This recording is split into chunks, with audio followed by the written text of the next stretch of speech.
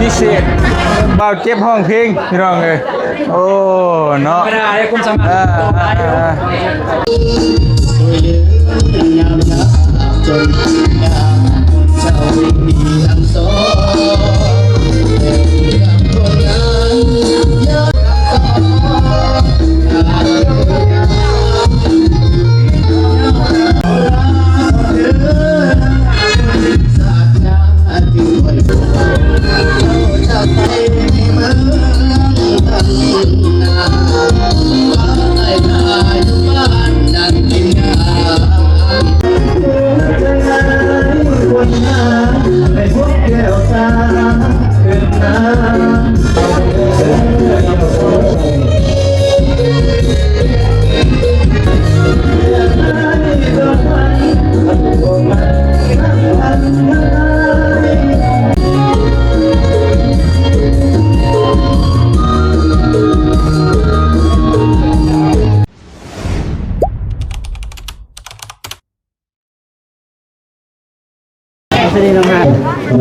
พี่น้องเนาะมาวันนี้กันต่อช่วงแรงยังท่านได้ไปทางใดอยู่พี่น้องกับทักทายสบายดีพ่อแม่พี่น้องเบิดสุขุทุกคนคือเก่าเด้อพี่น้องเด้อมื้อนี้เฮากะตามสัญญาเนาะพี่น้องเนาะน้องบองว่าสิพรมือขึ้นเฮือนใหม่พี่น้องเอ้ยเนาะวันนี้กะ FC หลายคนก็คือสิอยากเห็นว่าน้องบองเพิ่นพรเป็นแนวใดพี่น้องเอ้ยใส่ชุดชนเผ่าลาวใต้เฮาพี่น้องไอ้ชุดประจำชนเผ่าเนาะบ่เตียงลงคลิปไปตอนขึ้นเฮือนเพิ่นก็โอ้ได้ FC หลายคู่หลายคนก็ย่องว่างามใส่ชุดชนเผ่าได้เป็นเรียบร้อยว่าซั่นเนาะอันนี้ก็เจ้าบ่าวพี่น้องเอ้ยเนาะเหมาะสมกันดีว่าซั่นน่ารักว่าคู่นี้ว่ะมื้อนี้พิเศษมีน้องกับน้องฮานเต้นนำใส่มาดูมาพี่ด้วยมาพี่ด้วยอย่างว่าไอ้วงดูพุ่นก็ใส่ชุดเดียวกันเนาะตัวไม่มีกันหลักมันจะบ่มีเป็นสุดของตัวเองมื้อนี้ฮันนี้สบายดีปาโถบ้านนี่เบิ่งยืนเบิ่งดูถ่ายรูปดูสแคปไปเพิ่นงามแท้นี่เบิ่งกล้องนะยืนต้นมานี่บ่อ้ายถามซื้อใครงามกว่าหมู่นี่ฮะเท่ากันเห็นบ่ในใจได้ซะเท่ากันเห็นบ่เท่ากันถ่ายพอดเป็นอยู่บ่เนี่ยมาบ่เคยเลยฮะเฮ็ดเพื่อน้องบองได้บ่แบบกันย่างซื้อสิได้อยู่กันได้ก็ได้เนาะก็ให้พรเป็นจังว่ายังบ่เป็นเพราะว่าเริ่มต้นพาน้องเฮ็ดเพิ่นสร้างแล้วก็ฮอดมื้อเฉลิมฉลองก็พาน้องเพิ่นม่วนเพิ่นซื่นจังหน่อยเนาะโอเคไปซะก็ไปไหนพุ่นเป็นสั้นก็บ่วงบ่เจ็บไปนำกันเลยไปนำกันนี่แหละนี่3เลย3คู่เด้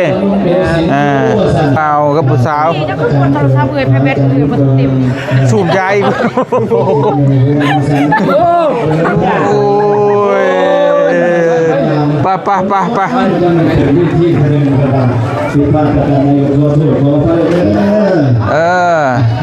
เอาโคเสียวได้เอาต่อเริ่มเองที่ไหนครับไปเป็นร้อยนี้นะเป็นข้อนร้อยที่ไหนเลยที่ไหนก็จะไม่เจอเราพวกจะไม่นี่แหละแขกคนก็มาร่วมงานหลายพี่น้องนี่เนาะได้บ่สักก่อนน่ะโดยมาเป็นกำลังใจกับทีมงานเล่าไปว่าซั่นแล้วคือว่าขอบคุณหลายๆที่เพิ่นเป็นเจ้าภาพเพื่อมาเจ้าภาพในที่เพิ่นเสียสละเวลามาพบในงานมื้อนี้มาเป็นเกียรติหลายๆเด้อว่าซั่นอันเบาวงจัดให้จักเพลงได้อยู่บ่ด้วยเนาะห้องสดเอาเพราะว่าเฮายังพี่น้องเลยทางก็วงเพิ่นเป็นผลงานเพลง เนาะมาประทับมาต่อให้ทางอาพนักแขกได้สละเวลาอันมีค่า เดี๋ยวฮะ ได้ฮับถูกฮับผักกันทางจะผักจะงานกันเนาะแล้ววันนี้ผมว่าทางอาเพื่อประหยัดเวลาอันมีค่าจะได้จัดเป็นหลอกว่าเป็นพิเศษคือทางอาอยู่ฝ่ายยูทูบเบอร์เนาะเพราะว่าทางอาเขาเตรียมทองเพิ่นเนาะแต่ก็ร้อยยูทูบเบอร์เพิ่นเนาะพอหดเก็บเพิ่นกันแล้วเพื่อประหยัดเวลาอันมีค่าเนาะจัดการไปบอกกันไปให้เป็นหาเพลงนะหาเพลง แล้วก็มาทำญาติพี่น้องพระนักแขกที่ถึงเกียรติซื้อเนาะได้สละเวลาครอบครัวนักน้องสาวก็ปฏิบัตินั้นไม่เนาะน้องสาวเกิดน้องสาวพระมาดีเนาะต้นเส้นเลย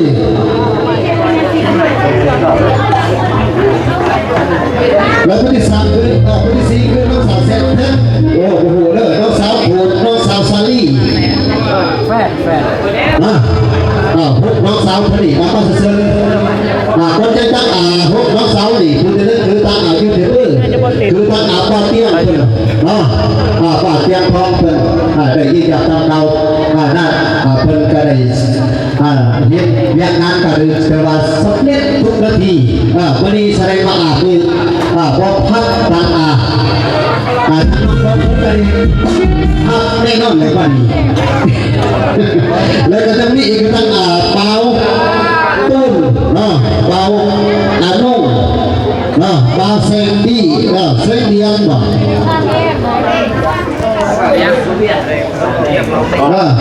สำหรับมือเอาบุญเพียงสาวแดงเปาสาวแดงพุ่งกับเปาจิตแล้วก็พุ่งพอดีแล้วก็เสริมเลยพูดน้องสาวคนพุ่งนั่นคือทางน้องสาวบัวน้องสาวเบือพุ่งแล้วน้องสาวขาเราเศร้าค่ะผู้ที่สี่คือน้องสาวเอ็นเพชรน้องสาวผูกน้องสาวสาลีพูดน้องสาวผู้หญิงก็เสริมเลยก็ได้นี่แหละก็เสริมเพื่อประหยัดเวลายึดรอบนี้จริงเอาจะไปไหมดูเลยไปเลยป่ะไปดูแล้วออกไปหาเพลงเพราะว่าให้เพื่อนห้องสดเอาพี่น้องเห็นเนาะห้องสดเอาเลยหาได้หรือเปล่าเพลงหาได้จะบอกใครอะไรตัวนี้ป่ะสาวไซธานีนักร้องกับยูทูบเบอร์เฮานี่แหละบ่พอได้เป็นคนห้องไอ้วงโอเคเนาะยูทูบเบอร์เพลงไอเตียงก็เป็นลิขสิทธิ์มันโมเมนต์เนี้ยพอดไปเชิญผู้บ่าวให้แน่เอาผู้บ่าวเด็กกับ3 คนบ่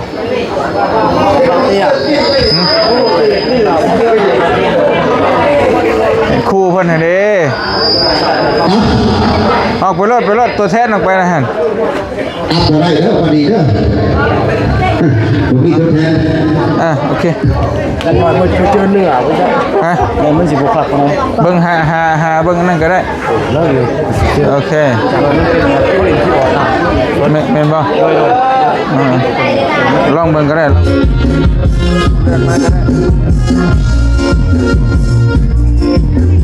เล็กโคนก็สิลองเบิ่งพี่น้องเอ้ยเอาไปเลยคนละอีกนั่นคือตั้งเพราะว่าเฮายันติดลิขสิทธิ์เนาะสาวเสื้อเพชรก่อนแล้วน้องสาวผูกน้องสาวชาลีนี่ยูทูบได้แค่ไหนก็เสื้อเข้าไปแล้วมาเบิดแล้วโอ้ยน้องสาวคนไหน1 2 3เอาจัก3อีกกันดิเอาเสื้ออีกคนนึงแต่ดีไอ้ชิโน่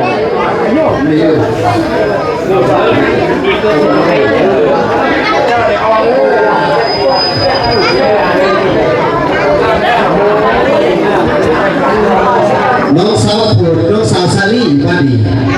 เอาคนเสื้อเลยไปตัดมาไอ้นิ่มเฮ้ยอาจจะเล่นตะกอนเตียง ไปผู้บ่าวผู้สาวผู้พ่อนน่ะนะอ่า บอกไปอยู่เถิด เอามาดีก็เสื้อดีคำชาแดงเท่านี้เด้อ แสงแดง ทางนายแสงแดงเนาะ เออ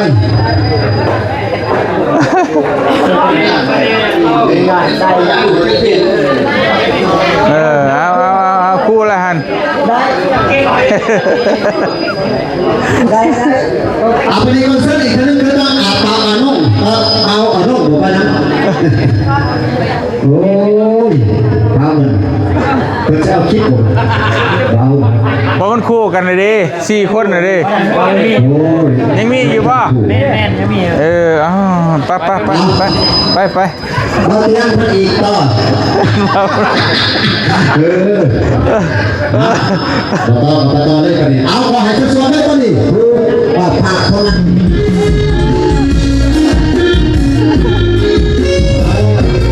เอาผักให้ทุกส่วนเลย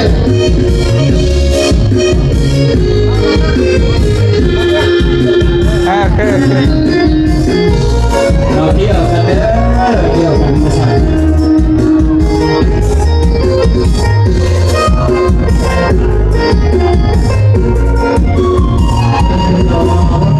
เป็นหนึ่งสดเดินสาวใส่ใจเขาสดสวยสดดีตรงที่เขาเดินเขาสาผู้สาวผู้ชายกันได้แม้กันสมคำเขาเลยสาวขาสาวสายอาจจะเริ่มว่าคนหาไม่พบแก้วตาขึ้นน้ำส่งคำเขาให้เสื้อถึงความสวยงามถ้าคือขาดอยู่พันโอ้ยิ่งกว่าสาวหาเดินกันที่ทำทางฝากอยู่ตามสายทาง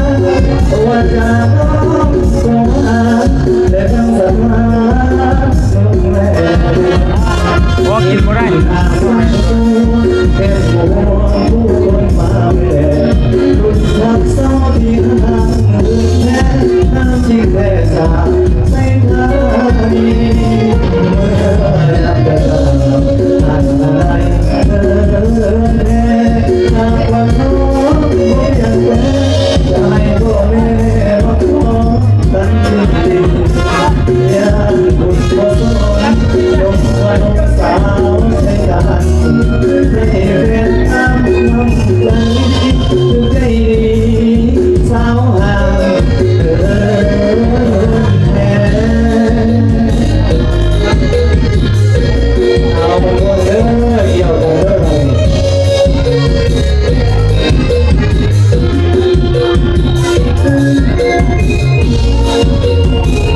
แล้วก็สวัสดีอาจารย์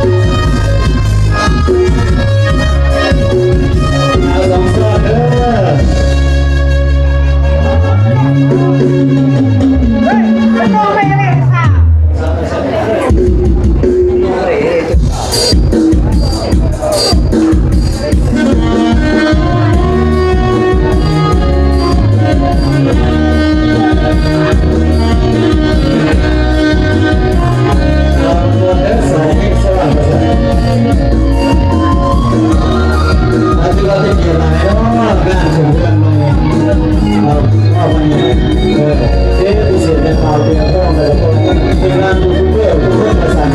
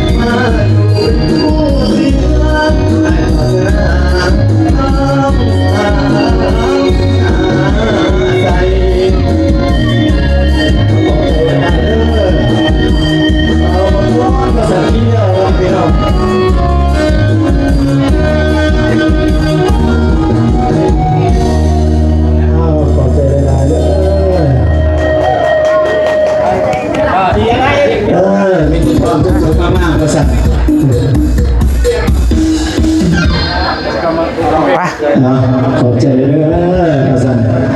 พิเศษก็มอบให้ทางทีมงานบ่าวเตียงทองอาจารย์เดินทางมาจากสวรรค์เขตเป็นอาจารย์มาอยู่ตามข่าวพี่น้องบ้านนาฮั่ง เยี่ยมยังรอบหนึ่ง ขอบใจได้ไหม ไทย เจ้า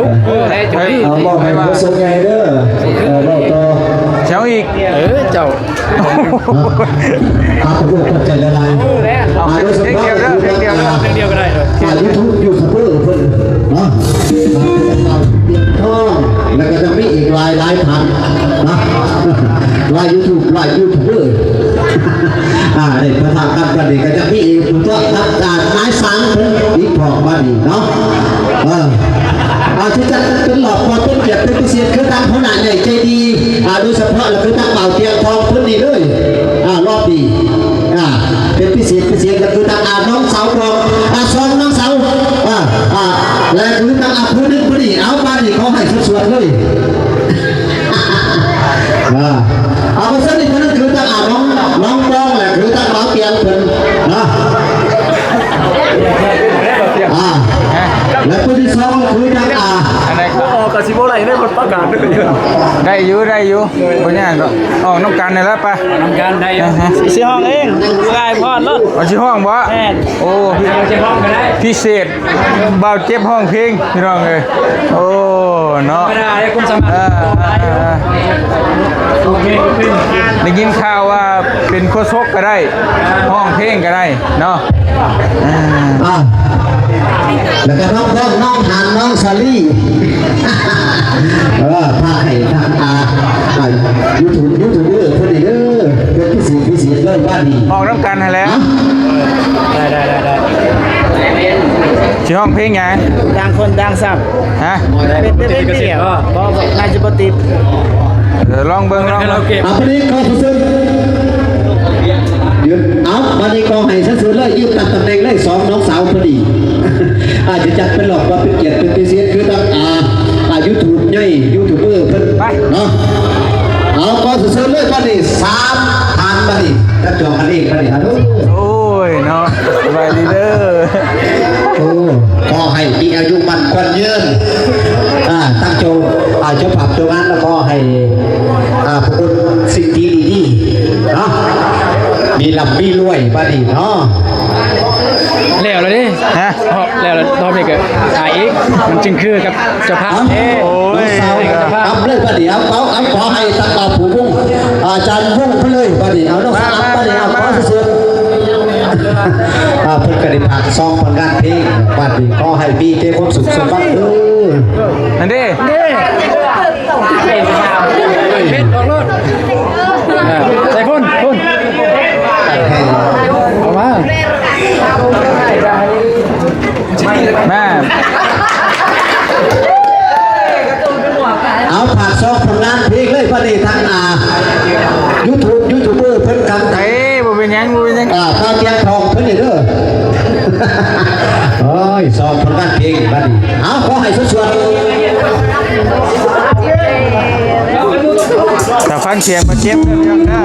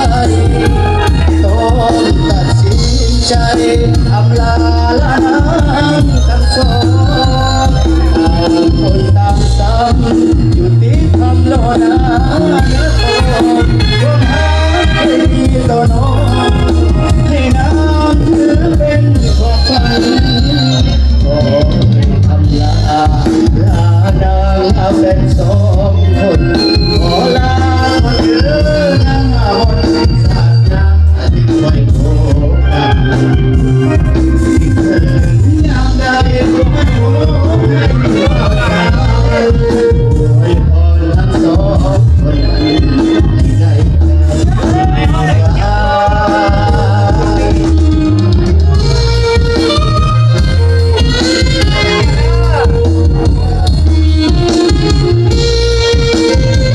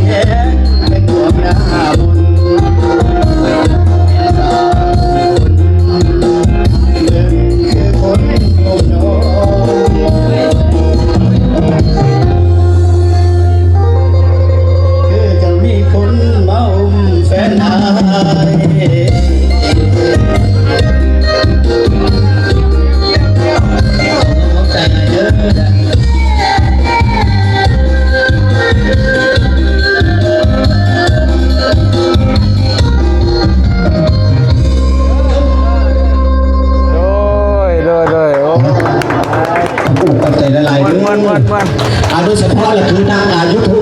เบอร์เพิ่นเป็นพิเศษเลยคือนางเป่าเตียงทองไล่ยูทูบเบอร์เลย ขอบใจเด้อ เข้าใจด้วยกันขอให้มีอายุมันก็ยืน มักชิบเนาะขอให้สำเร็จหน้าที่ ม่วนพี่น้องโอ้ห้องเพลงกับเพลงเนาะโอเค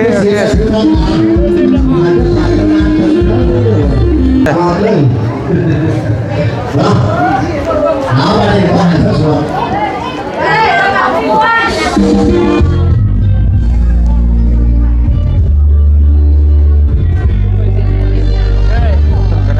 เต้นเลย ฮะ บ่เคยเลยอลี เคยอยู่ไอ้ก็เคยตลอดอยู่เนาะ เคยเลยน้องไปบ้าห้องมวนใช่ป่ะบ่มีเลยยกไก่กัน ฮะ เต่าเลยบ่มีเลย ไป น้องไปบ้าห้องมวนกายอ ปาโถเนาะบ่คิดบ่ฝันพี่น้องเอ้ยบ่เจ็บที่ห้องเพลงม่วน เจ็บกับ เนาะ ตัวมือ ตบมือ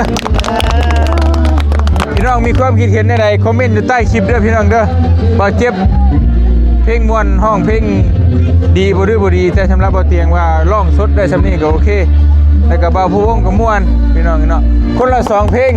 โอ้มาถามความรู้สึกน้องบองก่อนบัดนี้จำไม่นี่ล่ะเป็นจังได รู้สึกดีใจหลาย บ่โอ้ ที่ทีมงานก็ได้พรประมวลนำกัน โดย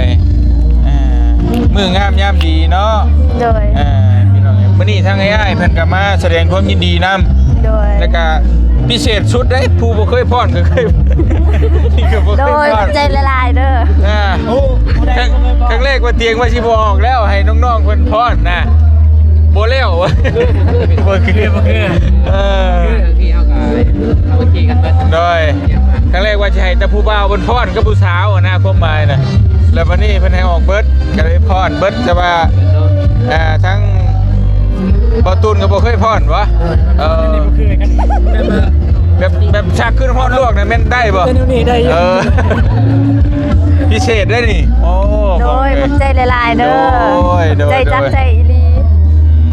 ดีใจน้ำเนาะ โดย มาฮอดมื้อนี้ได้ก็ได้พี่น้องเอ้ยมีแต่ทั้งบ่อเตียงแล้วก็ทั้งทีมงานจังหน่อยก็สิแยกย้ายแล้วบัดนี้พี่น้องเอ้ยเพราะมันค่ำมันมืดแล้วเนาะจังใดก็ยินดีนำเด้อขอให้มีความสุขเนาะพร้อมครอบพร้อมครัวแล้วบัดนี้ โดย สิ่งใดบ่ดีก็ทิ่มไปนำเดือนเก่าไปเดือนใหม่มาปีใหม่มาก็ให้มีแต่สิ่งดีๆเข้ามาเด้อ โดย พี่น้องเอ้ยทั้งพ่อแม่พี่น้อง FC เพิ่นเข้าอวยพรอยู่ไหนบ่เห็นว่าท่านแต่ท่านแท้ให้ผู้ ข เพิ่ อบ นเบิ่ง ใจ เพิ่น ละลาย อวยพ เด้อ ร FC แล้วก็ผู้ใหญ่ใจบุญที่อวยพรให้น้อง โดยพี่น้องเอ้ยก็ถือว่าเป็นมื้อพิเศษมื้อนี้ก็ได้เนาะแต่เฮาก็อยู่บ้านน้องเพิ่นเบิดมื้อบ่ได้ไปทางไหนเลยพี่น้องเอ้ยจนค่ำมื้อนี้ก็อยากอบอุ่นทางบ้านน้องเพิ่นดนๆเนาะเพิ่นสิได้มี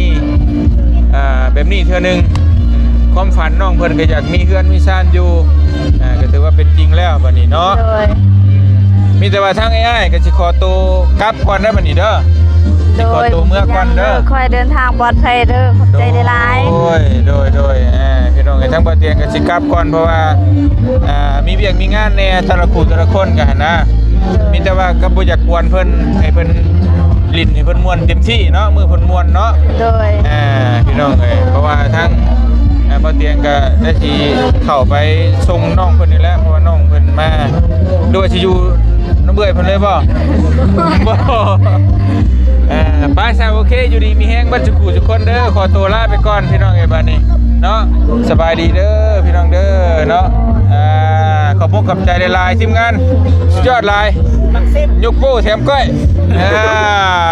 สุดยอดบ่บอง โดย สุดยอดเนาะ โดย โอเคไปบ๊ายบายพี่น้องเอ้ยบ๊ายบาย